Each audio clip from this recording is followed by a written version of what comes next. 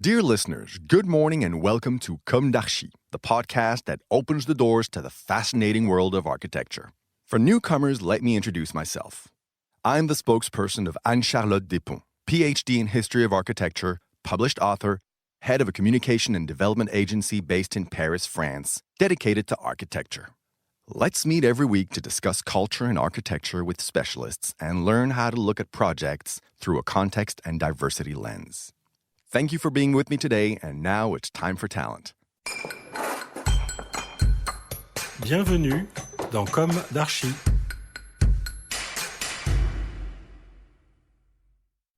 Hi everybody. Hi Jean-Michel Humbert. Hi, Anne-Charlotte. Thank you for joining us on a duplex between Paris and Washington D.C. You are a French architect, founder of the Plan H office, based in Washington D.C., USA, of course. In 2-3 sentences, could you introduce us to your architectural practice? Sure. So Plan H is a very small architectural studio based in DC. It's trying to bring on the US soil the French experience of designing and building projects, which can go from extending your home to let's dream a little bit and have a museum, design a museum. You decided to move in USA. Why in Washington? Washington was a little bit of an accident. I was initially aiming for New York. I applied to about 700 jobs, and the rate of responses was really low until one day a firm based both in New York and DC agreed on meeting with me, talked to me, and hired me. So maybe 6 years ago now, I came with a J1 visa to work in a very small studio in DC. Now, can you tell us about your project of church conversion? Sure.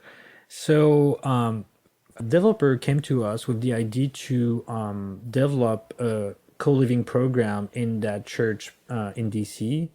The co-living situation is very straightforward, and it's kind of growing in the US, which is for young professional.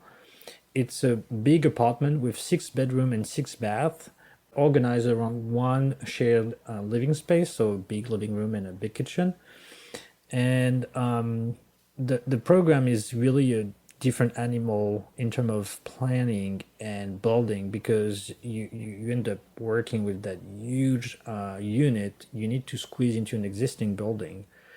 And so the church, as you may know, do not have as many windows than a living building. And so our challenges were, one, creating new floors inside that volume, 2, saving as much as we could of the volume, and 3, opening enough windows to have enough bedrooms to maintain the balance for the what they call the pro forma, or the economic balance of the project. And so we had to be really creative in many different areas. We had to be smart about how to handle the structure.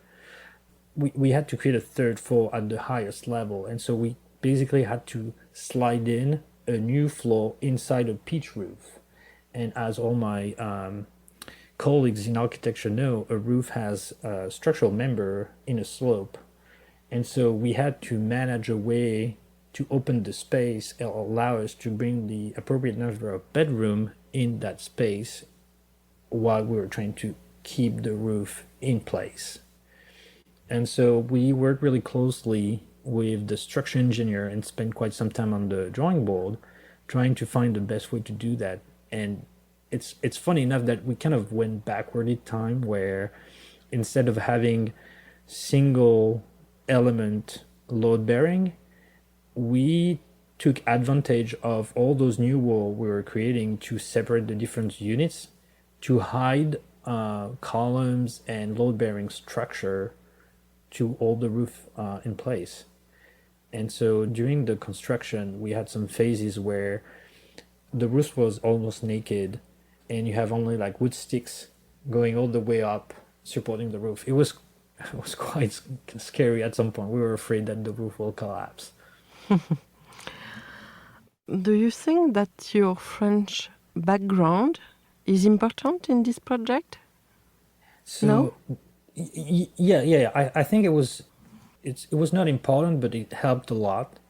I think that the church was not registered as an historic property. It was just an old church, which had suffered from earthquake and fire before. It was in really bad shape, and nobody really knew what to do with it. It was occupied by a small church that were using the basement for daycare. And I think that my French background helped because we were able to show to the community that we will keep that structure they liked, even if they were not using it anymore. Yes. But give a new function to it and keeping the spirit. And the new usage will not totally change the face of the building they like so much. And I like to believe that it's because I'm French, and in the past I worked on like classified sure. buildings that it went that way. So, bravo, because Thank you. there is a contrast between the contemporary aspect and the whole stones, the whole structure. It's a very good project. It's spectacular.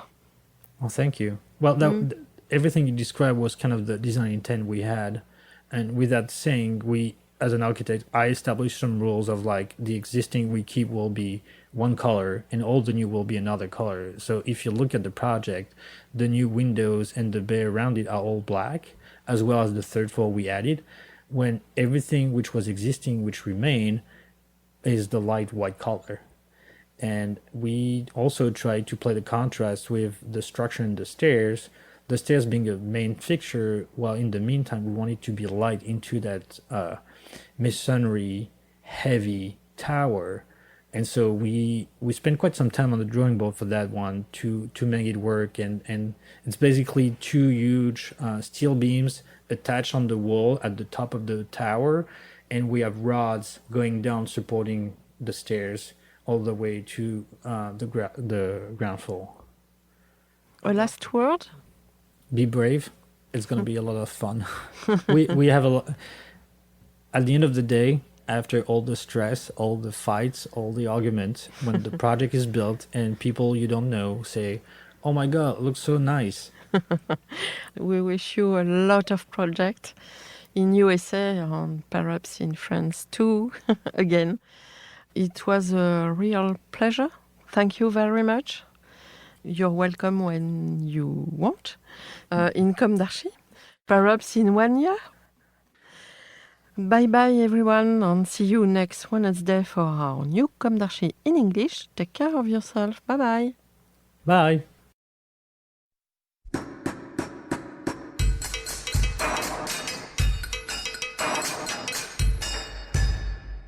Thank you for listening. Don't forget to tune in to our previous content on Instagram at Comme d'Archi Podcast. If you like it, make sure to promote the podcast by giving it 5 stars on Apple Podcast and adding a comment, or on any of your favorite podcast platforms.